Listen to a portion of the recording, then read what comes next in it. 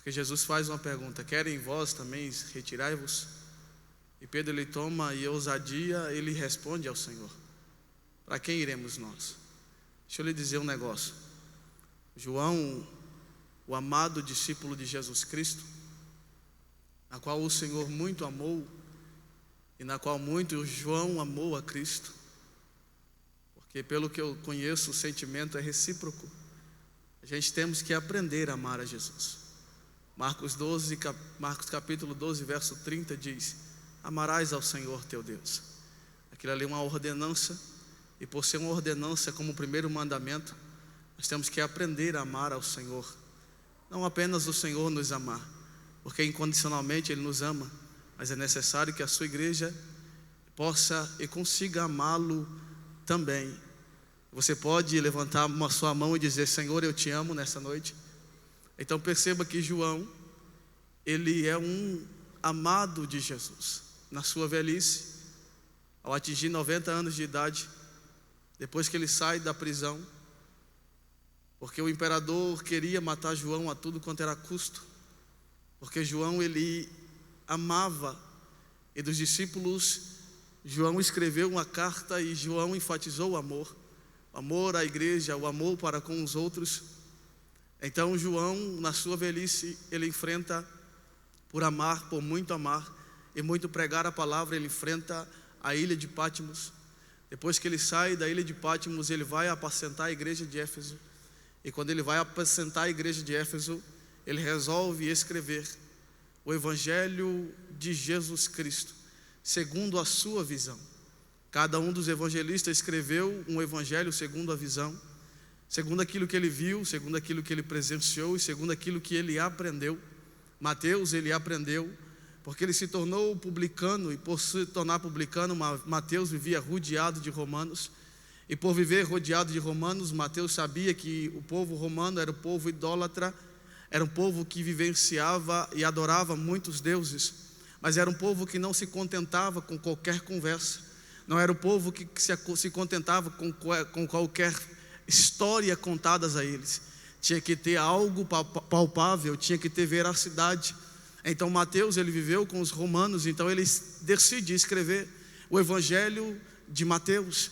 E ele escreve enfatizando e mostrando que Jesus, ele era rei, que ele não era só o Messias, mas que ele era rei, que ele tinha um trono, e embora esse trono não fosse na terra, esse trono estava esperando o retorno dele no céu. Me prova isso, irmão Jéssica? Pois bem, te prova. Apocalipse capítulo 4, o trono estava vazio, mas no capítulo de número 5, Jesus estava assentando naquilo que era dele desde a consumação dos séculos. Aleluia. Então Mateus escreveu aos romanos dizendo: Jesus, ele é o rei, ele é de uma descendência. E qual que é a descendência dele? A descendência dele é da linhagem de Davi. Então ele é o filho de Davi, ele é rei, o trono está preparado para ele, e ele hoje está assentado no trono. E a igreja que assim crê, dê um glória para aquele que está assentado no trono.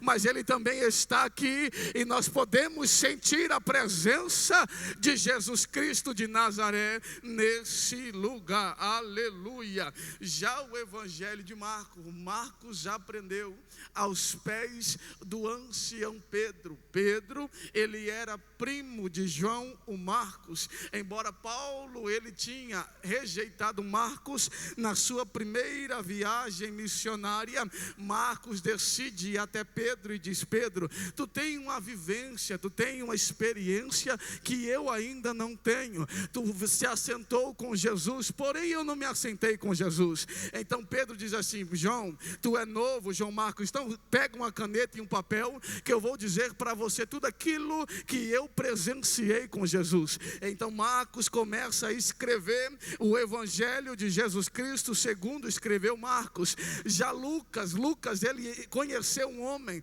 e esse homem dotado de autoridade, a saber Teófilo, um homem muito importante. Então Lucas, ele não conheceu a Cristo, ele não andou com Cristo, ele não conheceu melhor dizendo, ele não conheceu a mãe de Jesus, mas ele diz a Teófilo: Teófilo, eu vou voltar lá em Jerusalém, porque em Jerusalém aconteceu essas coisas. coisas. E a primeira pessoa que eu quero entrevistar para saber o que realmente é o Cristo é Maria. Então ele começa escrevendo o evangelho dizendo o seguinte, que Maria andava pela cidade de Belém, e quando ela andava pela cidade de Belém, ela resolveu guardar no seu coração uma intimidade, ela resolveu guardar no seu corpo uma santidade. Então vem o anjo Gabriel, topa Maria e diz: Maria, tu és uma mulher bem-aventurada, Maria. Não é porque não tinha virgem naquela cidade, não é porque não tinha virgem em Belém, não tinha virgem sim, irmão,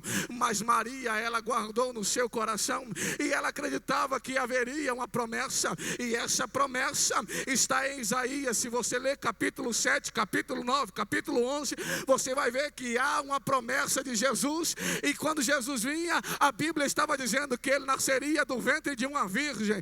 Então Maria olhou e disse: mas se ninguém quer guardar a santidade, eu prefiro guardar a santidade. Se ninguém quer guardar a comunhão com Deus, eu prefiro guardar a comunhão com Deus. Por quê? Porque quem sabe pode ser eu que Jesus vai escolher para revolucionar a cidade de Belém. Então quem sabe pode ser você nessa noite, que Jesus vai usar você para mudar o contexto da história da sua família. Não precisa Jesus levantar mais parentes na sua casa. Quem sabe pode ser você que ele vai usar. Quem sabe pode ser você. Nós esperamos Deus fazer algo extraordinário na vida do próximo, mas o Senhor está dizendo assim: ei, o barco é teu, mas se eu entrar no barco, eu posso usar o seu barco para fazer uma grande pesca. A vida é sua, mas se você deixar, eu posso usar você. Ai, Jesus da glória, pode ser você essa noite, pode ser você. E Maria diz: quem sabe pode ser eu. A ferramenta eu tenho. Qual que é a ferramenta, irmão Gerson? É o ventre. Eu não preciso de muito, só preciso do ventre, porque a promessa é que ele nasceria de uma virgem. Mas deixa eu te explicar um negócio aqui. A Bíblia diz que Jesus, ele é filho de Davi. Eu preciso fazer essa introdução para você entender. A linhagem de Davi era duas linhagens. Ele tinha o seu filho Salomão e ele tinha o seu filho Natã. Perceba que todo mundo estava esperando Jesus vir da linhagem de Salomão, San Diego. Por quê? Porque a linhagem de Salomão tem status, a linhagem de Salomão tem riqueza, a linhagem de Salomão tem poderio, a linhagem de Salomão tem por onde olhar e dizer: tem um trono. A linhagem de Salomão tem um trono. Mas o próprio Deus olhou para Salomão e disse: Salomão, nenhum mais da tua linhagem vai se sentar no trono. Então, enquanto todo mundo estava olhando para status, enquanto todo mundo estava olhando para poderio, e enquanto todo mundo estava olhando para o trono que estava vindo da linhagem de Salomão, aí vem o próprio Deus dizendo: não, eu não preciso de status, eu não preciso de poderio, e nem tampouco de um trono. A minha promessa, ela vem da onde que eu determinei. E enquanto o povo estava olhando para cima, vinha Jesus nascendo de baixo. Enquanto ninguém estava olhando para Natã, vinha Jesus vindo da linhagem de Natã. O que é isso, irmão Gerson? Quantas vezes as pessoas olham para você e reprovam você porque você não tem um terno bonito? Quantas vezes as pessoas olham para você e reprovam você porque você não tem um cabelo bonito igual do meu irmão San Diego? Quantas vezes as pessoas olham para você e reprovam você porque você não tem um poderio econômico? Mas enquanto todo mundo está reprovando você, vem Jesus dizendo: enquanto ninguém olha para você, eu estou te levantando. Porque quando está olhando para o trono, a minha presença vem da onde que eu determinei que viesse. Aleluia! Oh, glória a Deus! Jesus vindo de uma descendência que ninguém estava esperando. É por isso, irmão, que eu acredito que nesses últimos dias Deus vai levantar muita gente que ninguém está esperando. Louvado seja o nome de Jesus. Você pode estar no banquinho sentado aí, mas se você está lendo Bíblia, amanhã Jesus pode pegar você daí e colocar você aqui no altar para pregar a palavra dele. Você pode estar ensaiando em casa e ninguém está vendo, e você diz na sua alma: mas eu não recebo uma oportunidade para cantar. Quem sabe amanhã pode ser você que Deus tira daí coloca você para cantar aqui e o nome dele ser glorificado. Aleluia. Pode ser você amanhã. Pode ser você. Aleluia. Pode ser você. Mas João, ele escreve em uma ótica diferente. Irmão, escuta o que eu vou lhe dizer. Cada um de nós conseguimos enxergar Jesus de uma maneira. Cada um de nós conseguimos nos aproximar de Jesus de uma forma. Cada um de nós conseguimos sentir Jesus de uma maneira. Uns conseguem sentir Jesus e no meio do culto ele já começa a pular e falar em línguas estranhas. Outros conseguem sentir Jesus e no seu canto as lágrimas começam a descer e ele recebe poder que veio do céu. Louvado seja o nome de Jesus. E nessa noite eu posso crer que tem gente aqui que sente Jesus da sua forma, mas não sai do culto sem deixar de sentir Jesus. Vem para o culto dizendo: Jesus, eu posso não pular, eu posso não sapatear, mas eu não abro mão de sentir a tua presença. Nessa noite, sinta a presença de Jesus aonde você está aí agora, porque ele está passando aí. Aleluia.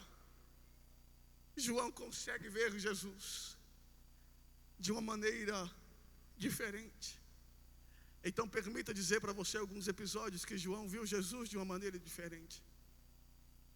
O capítulo 1 do seu livro, João escrevendo o Evangelho, ele percebe que todo mundo viu Jesus como o Messias. Todo mundo viu Jesus nessa ótica. Todo mundo viu Jesus como homem, San Diego. Todo mundo viu Jesus como um profeta. Todo mundo viu Jesus como uma solução para os seus problemas. Só que enquanto todo mundo via Jesus dessa maneira, João começa dizendo no seu livro que no princípio ele era o Verbo. E o Verbo estava com Deus. E o Verbo era Deus, irmão. Eu sou desse que é apaixonado por Bíblia. Eu acredito que nós podemos ver Jesus aqui nesse lugar. Se nós fecharmos os nossos olhos e elevarmos a nossa fé, nós podemos sentir Jesus nessa casa. Mas Ele ainda é o Verbo. Ele ainda está com Deus. Ele ainda é Deus. E Ele não perdeu o controle da sua vida. Ele não perdeu a autoridade da sua casa. E queira Satanás ou não, Jesus ainda continua sendo Deus no meio da sua casa. Aleluia.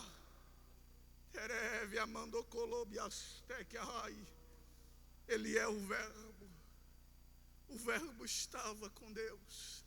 E o Verbo era Deus. Então João, irmão, ele começa a ver no capítulo 1 Jesus sendo Verbo.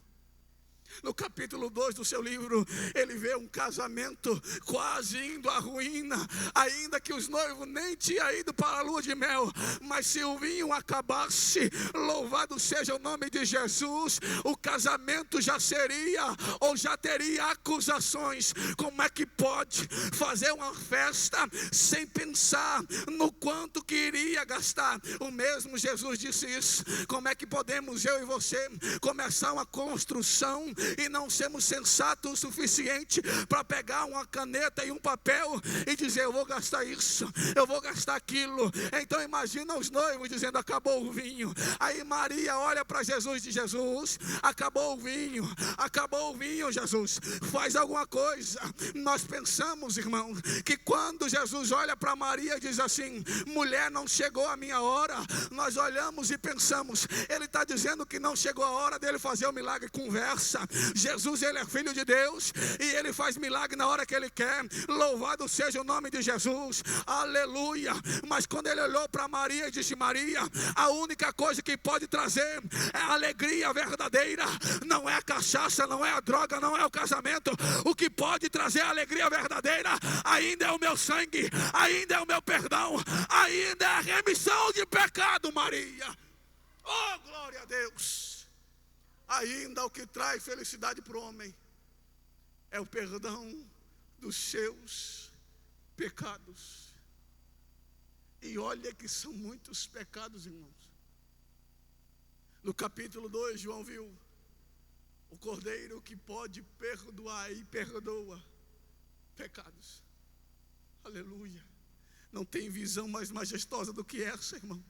Olharmos para Jesus até nos dias de hoje e dizer: eu pequei, mas há um advogado fiel e justo no céu, e esse advogado, ele clama por mim, por você, dizendo: pecou, perdoa ele, porque na cruz eu padeci por ele, na cruz eu entreguei o meu sangue por ele, para que os seus pecados fossem perdoados. Irmão, me perdoe o que eu vou lhe dizer agora, mas eu não entendo por que a gente entra no culto e a gente não consegue ser feliz na presença de Jesus. Eu não entendo por que a gente passa aquelas portas e dá mais ênfase aos nossos problemas do que a presença de Jesus que está nesse lugar. O salmista Davi já disse: ah, Senhor, como é bom estar na tua casa. Por quê? Porque na tua casa tem a tua presença. Terere viamando colobiaste que abarraiaçou. De que amando colobiaste. Mais vale um dia na tua presença do que 1000 anos longe do Senhor. Mais vale um dia na tua casa do que 1000 anos longe dos teus átrios. Mais vale um dia estando na presença de Jesus. Aleluia. Então, no capítulo de número 2, ele viu Jesus que perdoa pecado. No capítulo 3 e no 4, principalmente no capítulo 4, João viu um Jesus que ele tem, Eric, o desejo no coração de saciar uma sede. E que sede é essa, irmão? É sede de quem quer adorar, cantor. É sede de quem quer louvar a ele. No capítulo de número 4, ele começa dizendo: e era necessário que Jesus passasse por Samaria. Perceba, para passar por Samaria tinha 2 caminhos. Um por fora, porque os judeus não se davam com os samaritanos. E se o homem tivesse coragem, ele poderia passar por dentro da cidade, sabendo ele que ele correria riscos. E no correr risco, os samaritanos, que eram um povo muito hostil, poderia apedrejar esse homem, poderia matar esse homem. Mas Jesus diz assim: era necessário, e é necessário que eu passe. Por quê? Porque tem alguém que quer me adorar, tem alguém que quer me louvar, tem alguém que quer saber quem eu sou. Então no capítulo 4 ele manda os discípulos embora.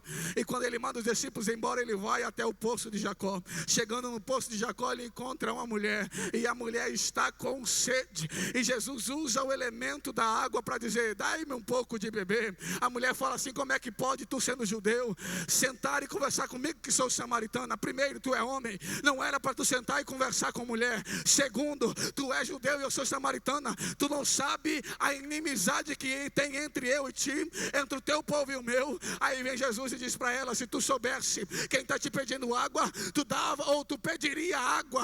Louvado seja o nome do Senhor, porque a água que eu te der produz em ti águas para a vida eterna, ou águas vivas. Aí a mulher fala: Senhor, dai-me água dessa água, dai-me um pouco dela, para que eu não volte aqui. E aqui aonde? O lugar aonde eu estou sendo castigada, o lugar aonde eu estou sendo acusada, porque todo mundo olha para mim e diz que eu não presto, todo mundo olha para mim e diz que eu sou uma prostituta, todo mundo olha para mim e diz que eu sou uma adúltera.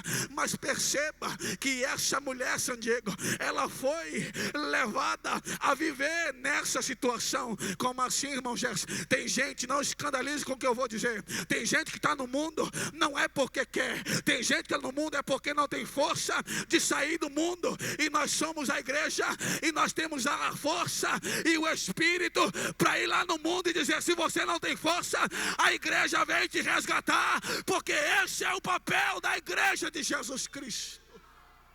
Aleluia. Essa mulher estava no poço porque ela estava sendo impossibilitada de adorar.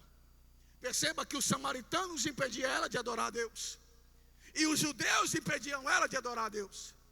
Ela disse: eu não sei aonde eu vou, se é no monte, porque no monte o rei Jeroboão fez um templo no monte, para que o povo de Israel, Eric, não voltasse para Jerusalém para adorar, porque ele queria prender o povo em Samaria. Então ele disse: se eu fazer um templo aqui, o povo não desce para adorar, o povo adora aqui.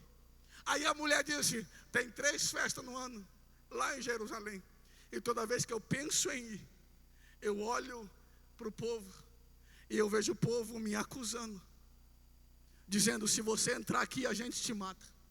Se você pisar os pés aqui nesse lugar, você é uma mulher morta.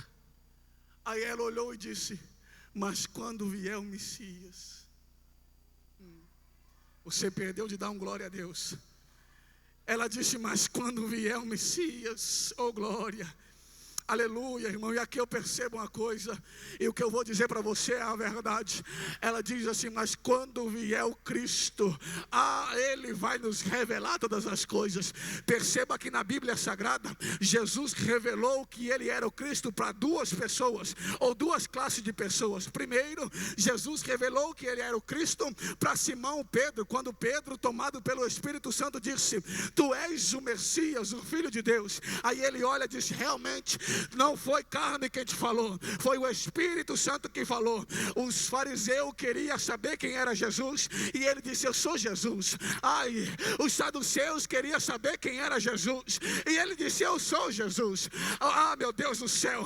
Os escribas queriam saber quem era Jesus, e ele disse: eu sou Jesus. Mas a mulher no poço, ela diz: quando vier o Cristo, Ele vai me esclarecer. Aí ele não olha para ela e diz: eu sou Jesus. Ele olha para ela e diz: eu sou o Cristo, eu sou o Cristo, eu sou o Cristo, eu sou aquele que você tanto esperava. Aleluia, eu sou o Cristo. Então perceba que João viu um Cristo que é capaz de entrar onde ninguém quer entrar, para salvar uma alma. Um Cristo que é capaz de entrar num lugar que ninguém quer ir, para salvar uma vida. Porque Ele mesmo disse: mais vale uma alma do que o mundo inteiro. Então imagina Jesus dizendo assim: tem uma moça, e essa moça ela quer só adorar Eric, mas tem um impedimento para ela adorar. Por quê? Tem acusações. Então João olhou e disse: Ele é capaz de retirar de sobre mim todas as minhas acusações. Aleluia. Ele estava dizendo assim: o mundo me acusa, e não só obstante o mundo me acusar, tem crente que ele mesmo se acusa. Mas Jesus te trouxe aqui para te dizer: eu sou capaz de retirar de sobre as suas costas todas as acusações.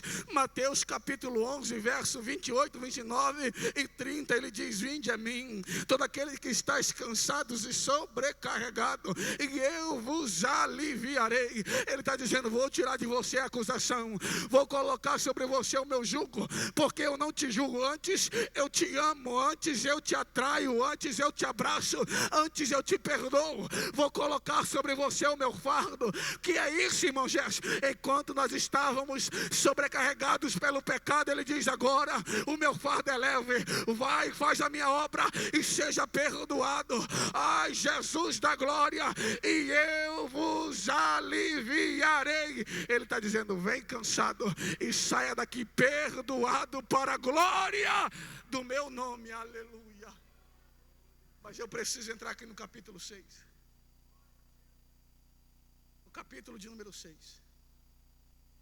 Ele começa a discorrer com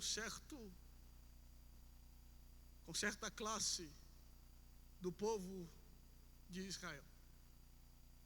Ele começa alimentando a multidão, porque a multidão ia atrás de Jesus, ia buscar os milagres de Jesus, ia atrás de Jesus pelo aquilo que Ele podia fazer. É errado, irmão Jefferson? Não. Isso não é errado, a gente ir atrás de Jesus pelo aquilo que Ele pode fazer. Mas isso não tem que ser o norte ou aquilo que norteia a nossa vida como cristãos. Não é buscar a Cristo pelo aquilo que Ele pode fazer, mas é buscar a Cristo pelo aquilo que Ele já fez na cruz do Calvário. Você não entende o poder que tem a cruz. Na cruz do Calvário Ele te deu tudo aquilo que você precisa. Ele te deu perdão, Ele te deu bênção, Ele te deu salvação, Ele te revestiu de poder e do Espírito Santo, para você entrar na casa dEle, glorificar a Ele, não pela bênção que você não recebeu, mas pelo milagre que você já recebeu na cruz de Jesus Cristo. E nós queremos olhar para Jesus pelo aquilo que Ele pode nos oferecer. A primeira classe que Jesus está discorrendo. O povo vai até Jesus, Jesus opera milagres, prega para ele, entrega pão para aqueles que estão famintos. Só que nessa classe vem os fariseus. E os fariseus começam a olhar e fazer perguntas para Jesus. E dizendo para ele assim: como é que tu pode dizer que tu és o pão que desceu do céu, sendo que tu não és nem mais velho do que o nosso pai de Abraão, e nem tão pouco tu estava lá quando Moisés orou a Deus e Deus mandou o pão que desceu do céu. Aí Jesus vem dizer assim: não, o povo que estava lá, ele comeu o pão do maná, mas eu sou o verdadeiro pão de Deus que desceu do céu. Todo aquele que come da minha carne, esse não terá mais fome. Todo aquele que bebe do meu sangue, esse não terá mais sede. Louvado seja o nome de Jesus Cristo. Aí o povo pergunta e diz assim: dai-nos um sinal. Ele está dizendo: não precisa de sinal, basta você olhar para mim e saber quem eu sou. Eu ainda sou o pão que desceu do céu. Eu ainda sou aquele que alimenta a sua alma. Não precisa você buscar alimento onde não tem alimento para você. Na igreja tem alimento, na Bíblia tem alimento, na oração tem alimento, na presença de Jesus tem alimento. E se você quiser sair daqui, sai alimentado pela palavra de Jesus Cristo, que Ele já falou aqui nesse lugar. Aleluia. Mas ele vai discorrendo e ele começa a pregar um sermão, Sandy, que ele nunca pregou. Porque no sermão que ele prega no capítulo número 6, ele começa a enfrentar e confrontar a classe de fariseus, a classe de discípulos. Perceba, Jesus tinha 2 tipos de discípulos. Irmão Gerson, você está doido? Tô não, irmão. Ele mesmo deixa escrito na sua Bíblia, na palavra. A primeira vez ele chamou 12, depois ele chamou 70 e deu ordem. Esses 70 eram discípulos de Jesus. Operou milagres em nome de Jesus. Vivenciou pessoas sendo libertas em nome de Jesus. Viu cadeirantes sendo levantados em nome de Jesus. Viu mortos sendo ressuscitados em nome de Jesus. Mas no dia que Jesus resolve pregar uma palavra para confrontar eles, eles resolvem voltar para trás. Por causa de uma palavra, irmão. Jesus teve coragem de pregar uma mensagem que ele não tinha pregado em todos os seus 3 anos de ministério. Ele prega uma dureza, e quando os discípulos ouvem isso, no versículo número 63, ele diz: dura é essa mensagem. E a Bíblia diz que os discípulos, não é multidão, é discípulos, deixaram de servir Jesus e voltaram para trás. Aí ele prega para os fariseus, continua confrontando. Resta 12. Desses 12, resta 3. Desse 3, resta 1. E quando Jesus olha e termina de pregar o sermão, San Diego, ele pergunta: vocês não querem ir embora também? Aí vem um que começa a lembrar de tudo aquilo que ele fez. E não é na vida dos outros, é na vida dele. Então imagina Pedro sentado, pastor João, ouvindo esse sermão. Quando Jesus faz essa pergunta, diz: vocês não querem ir embora? Aí ele olha para dentro de si e diz assim: quando o meu casamento estava por um fio, o Senhor entrou na minha casa. Como assim, irmão Gerson? Casamento, sim, irmão. Leia o texto. A sogra de Pedro estava enferma. Eu te pergunto, se a sua sogra está doente, a sua esposa fica bem? Se a sua sogra está doente, a sua esposa fica alegre? Se a sua sogra está acamada à beira da morte, a sua esposa consegue esbanjar um sorriso de alegria?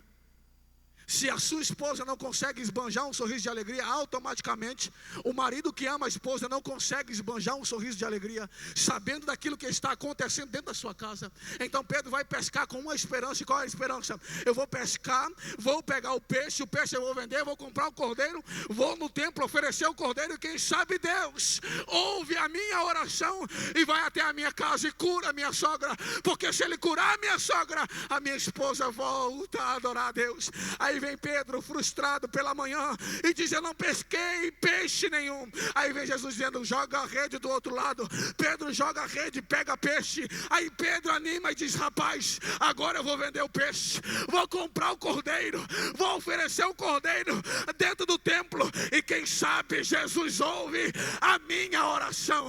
Aí vem Jesus dizendo: Pedro, o cordeiro que tu precisa já está aqui. Vamos lá na tua casa, porque eu vou curar a tua sogra. Vamos lá na tua casa, porque eu vou restaurar a tua casa, Pedro. Aleluia. Aí Pedro é restaurado, a casa dele é restaurada. Então imagina Pedro no monte, Mateus capítulo de número 9, na transfiguração. Jesus consegue e aparece mostrar para ele o corpo glorificado, a semelhança do que ele está hoje. O corpo é céus. Pedro, tremendo com aquela visão, diz: façamos 3 tendas, uma para ti, uma para Moisés e uma para Elias. Então ele começa a lembrar dentro da sua cabeça tudo aquilo que Jesus já fez. E quando ele lembra tudo aquilo que Jesus já fez, o seu peito explode. E quando o seu peito explode, ele retira uma palavra da boca e diz: para quem? Não é para onde, é para quem. Ele disse assim: Senhor, eu estava no templo e no templo não tinha perdão para mim. Senhor, eu estava no mundo e o mundo não tinha alegria para mim. Senhor, eu estava na cachaça e o efeito da cachaça passava pela manhã e vinha aquela ressaca terrível. Senhor, eu estava deitando de cama em cama, mas deitando de cama em cama, quando eu chegava na minha cama que eu ia deitar, eu sentia um vazio na minha alma que não dava, e as lágrimas começavam a correr nos meus olhos. Senhor, eu tinha muitos amigos, amigos de balada, amigos de festa, amigo que me chamava para fazer tudo aquilo que Satanás queria. Mas quando eu chegava na minha casa, que batia o relógio 11 horas da noite, que não tinha mais para onde eu sair, as lágrimas começavam a descer dos meus olhos e eu não conseguia conter o aperto que vinha na minha alma. Senhor, eu não consigo mais. E quando você disse que não conseguia mais, imagina Pedro dizendo: enquanto as minhas forças estavam indo embora, apareceu ele, apareceu o Cordeiro que tira o pecado do mundo, apareceu o Consolador, apareceu o Remidor, apareceu o Perdoador. Senhor, para onde eu irei, se só o Senhor tem palavras de vida eterna? E hoje nós permanecemos aqui por causa do louvor que foi cantado, por causa dele, Sandy, que a gente não desvia. A gente é perseguido no mundo aí fora. As pessoas olham para nós e dizem: eu não vou com a tua cara. A gente até entristece porque a gente ouve de pessoas de perto e não é de longe. Mas quando a gente olha, a gente diz: quantas coisas o Senhor já fez por mim. Eu não posso desistir. A mão dele ainda me sustenta, a sua destra ainda me sustenta, e a sua presença ainda me consola. Só quem crê dá um glória para Jesus. Se coloque de pé por bondade.